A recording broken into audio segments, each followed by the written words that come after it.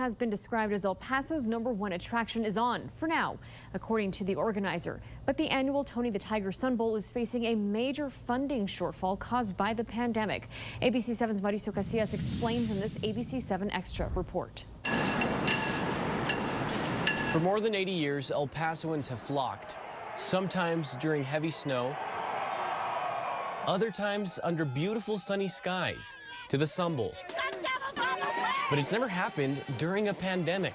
We can't give it up. I mean, we cannot give it up. Bernie Olivas, director of the Sun Bowl Association, says that as long as college football is being played in the fall, the game will still happen. There might be a big break in COVID relapse, and they might say, you know what, we're going to move it to the spring. So there's, from day to day, it can change from hour to hour, day to day. But as of right now, we're playing on December 31st. Olivas says the unpredictability of the COVID-19 virus makes planning difficult. And compounding the problem, 2 depleted Sun Bowl revenue sources. The first problem is that COVID-19 restrictions will severely limit ticket sales right here at the Sun Bowl. Now, through an open records request, ABC 7 was able to uncover this agreement from 1998, and that ties into our second major revenue problem. By this contract, the city collects a fee that's paid for by all rental car users, like those that are right here at the airport. That money then goes to the Sun Bowl Association. Right now, of course, people are hitting the brakes on their travel plans, and with fewer cars being rented, that means the city is collecting far less revenue for the Sun Bowl Association. Last year, we were at approximately $3.3 million of revenue collected from motor vehicle rental tax. This year, we're at $2.7 million, roughly. So it's about a $600,000 impact we've seen so far. ABC 7 filed another open records request to see how much money the city has paid the Sun Bowl Association to support the event over the past couple of years. City records show close to $15 million since 2017. The city pays out the money to the Sun Bowl in the first quarter from funds collected from the previous fiscal year's rental car tax, so it hasn't felt the pandemic pinch yet, but that's coming early next year.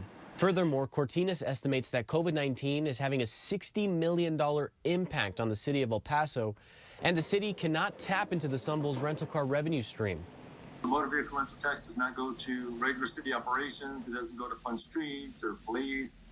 It goes into a restricted fund and used solely for the Sun Bowl game. So what's the city on the hook for then, for this upcoming Sun Bowl? Whatever we collect, that's all we're obligated to pay the association. So it's not as if we need to come up with another source of funding to fund the game. Olivas says he's spoken to Kellogg's, the presenting sponsor, and CBS, the network broadcasting the game. He says the association has the backing of both to make the game happen. Our ticket sales, depending on how many people we can put in the stands, will be affected, obviously. At the same time, I don't know how long the teams will be here this year. Normally they're here for 5 days. That might cut down to 2 or 3 or 1. Which would obviously, lower our expenses as well. Olivas remains focused on keeping this annual tradition alive. As of right now, December 31st, high noon, let's kick it off.